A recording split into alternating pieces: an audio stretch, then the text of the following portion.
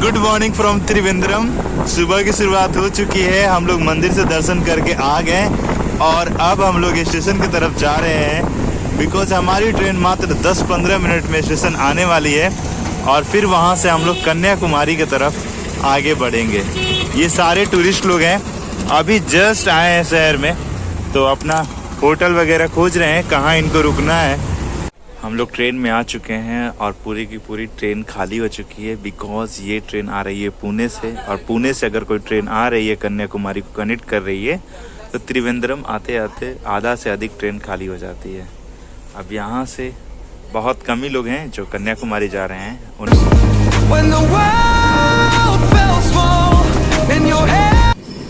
कन्याकुमारी की तरफ लगातार हम लोग आगे बढ़ रहे हैं और जो वेस्टर्न घाट्स महाराष्ट्र के पुणे से शुरू हुआ है वो यहाँ आकर खत्म होगा।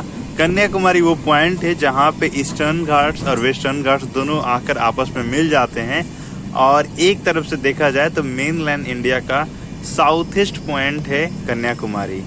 तो ये वेस्टर्न घाट्स भी और ये ट्रेन भी दोनों पुणे से आ रहे हैं, दोनों महाराष्ट्र के क्षेत्र से आ रहे हैं। तो बहुत खूबसूरत लग रहा है इतना सारा फॉरेस्ट देखकर। ओशियन के पास यहाँ से लगभग 1 से 1.5 किलोमीटर दूर हमारा बीच है, बीच के किनारे किनारे ही हम लोग आगे बढ़ रहे हैं और आप देख सकते हैं रेन फॉरेस्ट जैसा डीप फॉरेस्ट है जिसमें आपको रबर प्लांट, नारियल का प्लांट, पाम ट्री और डिफरेंट काइंड के पेड़ देखने को मिल जाएंगे। ज़्यादा डोमिनेटेड है नारियल पेड़ से और रबर प्लांट से।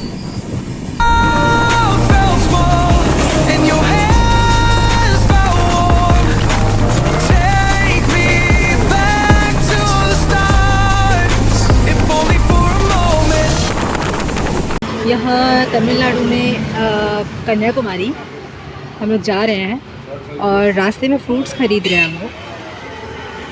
तो ये कुछ अलग तरीके का फ्रूट्स मुझे दिख रहा है यहाँ पे, कांटेदार। नागरकोइल पे हम लोग उतरे हैं अपनी ट्रेन से और हम लोगों ने स्कूटी ले लिया है, गुआवा ख़रीदा है। और जैसा कि मैंने एक स्पेशल फ्रूट्स दिखाया, स्पेशल फ्रूट्स और एप्पल वगैरह सब कश्मीर से यहाँ आ गया है। मतलब पूरी इंडिया से जितने फ्रूट्स होते हैं सब एकदम लास्ट मोमेंट तक पहुँच रहे हैं। और वहाँ नारियल पानी लेने शायद अभिषेक गया है, देखते हैं क्या होता है। ये सारे नारियल के पेड़ हम लोगों को ट्रेन से दिख रहे थे और बहुत आकर्षित कर रहे थे। हज़ारों की संख्या में एक साथ नारियल के पेड़ लगे हुए हैं यहाँ पे। और इसके पीछे है वेस्टर्न घाट्स जो कि क्लियरली यहाँ पे विजिबल हो रहा है। ये एकदम डिज़ोल्व हो गया है। कन्याकुमारी रास्तों पे चलते हैं भारत के तो अलग अलग चीज़ें हमें देखने को मिलती हैं। अब यहाँ पे ना जाने कौन सी मान्यता है जिसे पेड़ पे लोग लकड़ी का झूला टाइप बांधे हुए हैं। Welcome to Kanyakumari Tamil. कन्याकुमारी आते हैं शुभी को भूख लग गया है और खाना हमारा आ रहा है। प्योर वेज रेस्टोरेंट यहाँ खोजना थोड़ा सा डिफिकल्ट हो सकता है लेकिन मिल जाता है।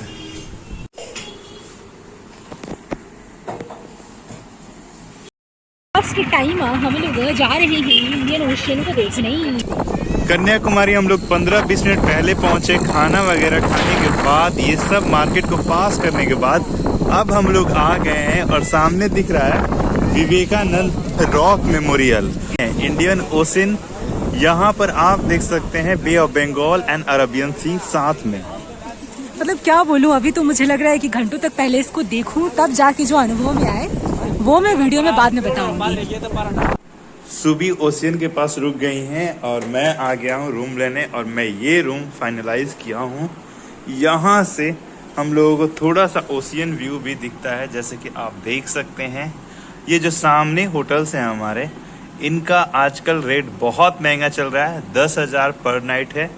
और ये जो रूम है आपके सामने, इसका 4,000 to 5,000 के अप्रॉक्स है। 5,000 है लेकिन बार्गेन कर दे हैव गिवन ऑन 4,000। तो जो भी कन्याकुमारी में आना चाहता है समझ ले कि दिसंबर और जनवरी यहाँ बहुत सीजन पीक पे चलती है। अगर इतना भी आपको ओशियन व्यू दिख रहा है तो इसका होटल का चार्ज 4,000 से 5,000 के बीच में रहेगा। और वहाँ से जो कि पूरा का पूरा ओशियन व्यू क्लियर है, वहाँ से 10,000 से 12,000 पर नाइट। रूम लेने के बाद मैं फिर से यहाँ पे आया और अब मैं इनको लेकर जा रहा हूँ रूम में, सी विल टेक रेस्ट। बहुत सारे लोग यहाँ पर स्नान कर रहे हैं और जिस पॉइंट पे अभी हम लोग खड़े हैं ये सबसे साउथ पॉइंट है और ये है कुछ ओशियन में नहाने का अंदाज।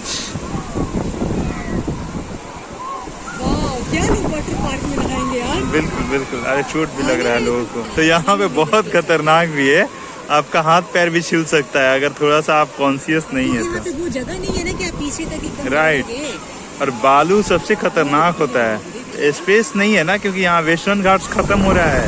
ये जो भी अचानक से समुंदर खत्म हो जा रहा है बिना कोई सूचना दिए।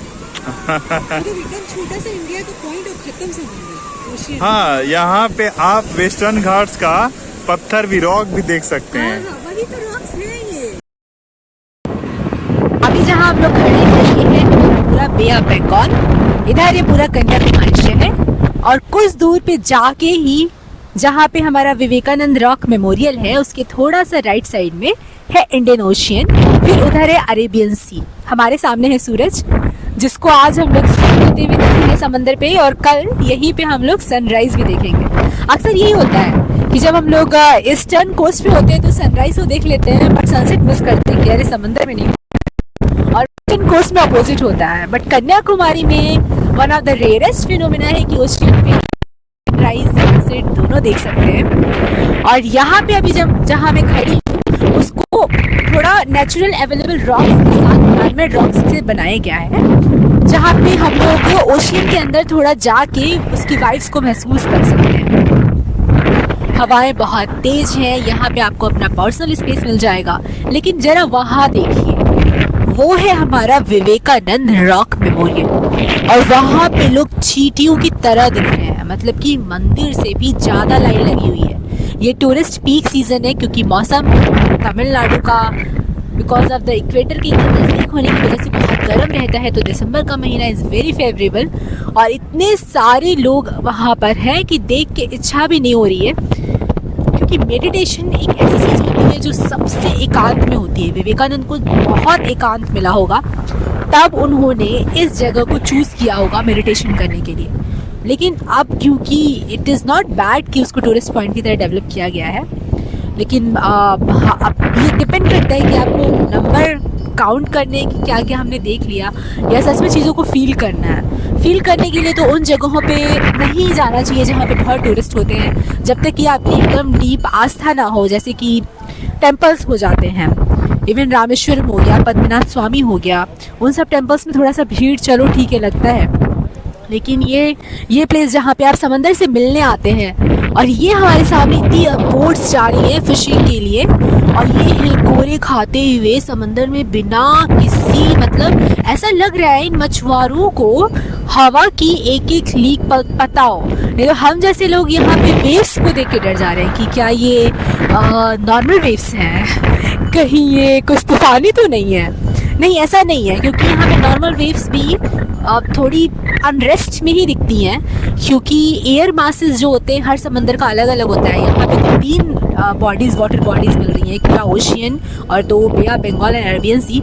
ये तीनों अपना अपना टेम्परेचर, ह्यूमिडिटी एक साथ लेके चलती है अपने ऊपर, और जब मिलती है तो बहुत ज़्यादा डिफरेंसेस आ जाते हैं एयर प्रेशर में, जिसकी वजह से ये लहरें इतनी ज़्यादा अनरेस्ट हो जाती हैं। और थोड़ी देर में ही हम लोग यहाँ से निकलने वाले हैं और प्लेसेस को एक्सप्लोर करने वाले हैं, और वो भी प्लेस ढूंढने वाले हैं जहाँ से हम लोग अपना सनसेट एंजॉय कर सकें। समंदर के किनारे हम लोग चल रहे हैं और ना जाने यहाँ पे कौन सा रिलीजियस टूरिज़्म है। लोग बिना चप्पल के बहुत ज़्यादा मात्रा में जा रहे हैं। शायद कन्याकुमारी माता का टेम्पल है, लेट्स सी। अब ये रॉक हमारे लिए सही है, ये रॉक कोवलम बीच के नाम से इसको जाना जाता है।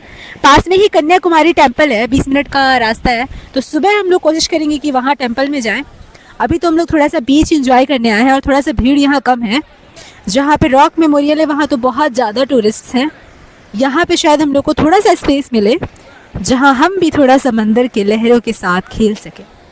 अभी हम लोग अरेबियन सी और इंडियन ओशन जहाँ मिलता है वहीं पे हैं, और लग रहा है कि यहीं पे हमारा आज सनसेट होगा, बिकॉज़ अब यहाँ से कहीं और जाने का कोई मतलब नहीं है। यहाँ पर बिल्कुल भीड़ नहीं है, यहाँ से 100 मीटर दूर भीड़ है और ये पूरा का पूरा खाली पॉइंट है।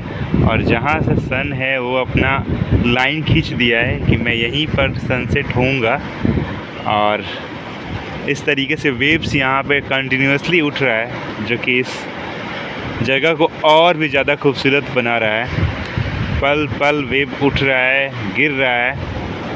और इस तरीके से कोस्टल तमिलनाडु, कोस्टल कन्याकुमारी यहाँ पर है, जिधर भीड़ बिल्कुल नहीं है। नहीं तो अदर साइड बहुत ज़्यादा भीड़ है और यहाँ तक वेव्स आ जा रहा है। हमको लग रहा है जब शाम होगा, जब सनसेट होगा, उस समय पर जिस रॉक पे हम लोग बैठे हुए हैं वो भी डूब जाएगा। और ये देखिए, जस्ट थोड़ा सा मैंने पत्थर पे अपना हाथ रखा तो ये जो इसके पोर्स बने हुए हैं, जो पानी ने इसको ऐसे से किया है, वो मेरे पूरे हाथ पर आ गया मेहंदी जैसे। जो हम लोग आए थे सनसेट देखने, आज लग रहा है सनसेट देखने को नहीं मिलेगा, क्योंकि क्लाउड्स बहुत सारे आ गए। ये अभी के पहले नहीं थे, ये जस्ट थोड़े देर, आधा घंटा के अंदर ये सारे क्लाउड्स आए हैं और लग रहा है कि अब सनसेट हो जाएगा। आपका क्या कहना है इस पे? सच में मुझे ऐसा अभी उम्मीद है कि हो सकता है कि क्लाउड्स हट भी जाए, क्योंकि क्लाउड्स को हटने में यहाँ ज़्यादा समय नहीं लगेगा, हवा बहुत तेज चल रही है। सनसेट बादल में हो चुका है और कुछ इस तरीके से ओशियन सेलिब्रेट कर रहा है उसको, या अपोज कर रहा है।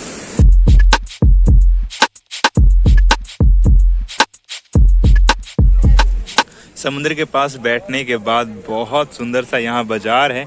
अभी तो ये कुछ भी नहीं है भीड़ के मामले में। विवेकानंद रॉक मेमोरियल के पास बहुत ज़्यादा भीड़ है और हम लोग टेस्ट कर रहे हैं बड़ा। बड़ा है, इडली है एंड सांबर है। Aunty is selling and we are tasting here and she is just smiling because ये लोग को हिंदी उतना नहीं आ रहा है और ये लोग हम लोगों पे जोक कर रहा है अंदर ही अंदर, बट इट्स ओके। ये कुछ नाइट का व्यू इस तरीके से हमारे कन्याकुमारी में है। बहुत सारे लोग जो सबरीमाला टेम्पल में विजिट करने गए थे वो यहाँ भी आए हैं, क्योंकि यहाँ कन्याकुमारी माता का टेम्पल है। एंड बहुत सारी चीज़ें बिक रही हैं, जैसे मसाले हो गए, कपड़े हो गए, बैग्स हो गए, फास्ट फूड और सी फूड, ये सब का कल्चर है और बहुत अच्छा लग रहा है। गली एकदम जगमगा रहा है इस समय। बगल में ओशियन की लहरें सुनाई दे रही हैं और इतना बड़ा, मतलब बहुत सारे लोग भारत से यहाँ पर आकर इस एंडिंग को सेलिब्रेट कर रहे हैं, the ending of geographical land. Bharat बहुत डायमेंशन में होता है, जिसका एक डायमेंशन स्टिलनेस भी है, जो यहाँ से अब इसकी शुरुआत होती है।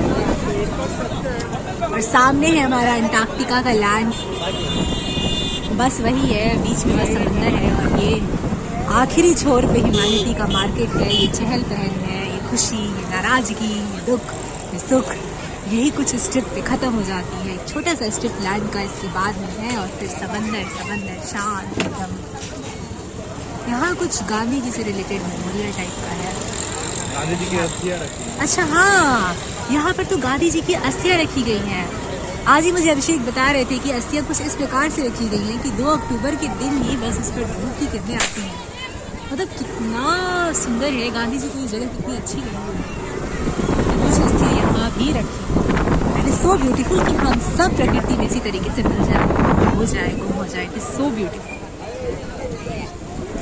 कहाँ जा रहे हैं हम लोग? इट्स अच्छा, रात का समय हो गया है और ये विवेकानंद रॉक मेमोरियल कुछ इस तरीके से लाइटिंग के साथ दिख रहा है।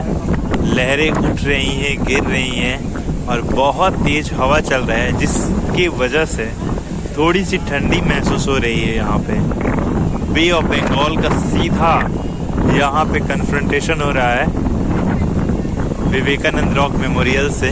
जो उधर की हवाएं उठी हैं पहली बार लैंड से टच हो रही हैं और बहुत खूबसूरत सा शाम है। बहुत सारे लोग यहाँ पर बैठ कर शाम का आनंद ले रहे हैं, हवा का आनंद ले रहे हैं। आप यहाँ पे चाहे तो शॉपिंग भी कर सकते हैं, चाहे तो यहाँ मेडिटेट भी कर सकते हैं और घंटों बैठकर अपने विचारों से दूर जा सकते हैं।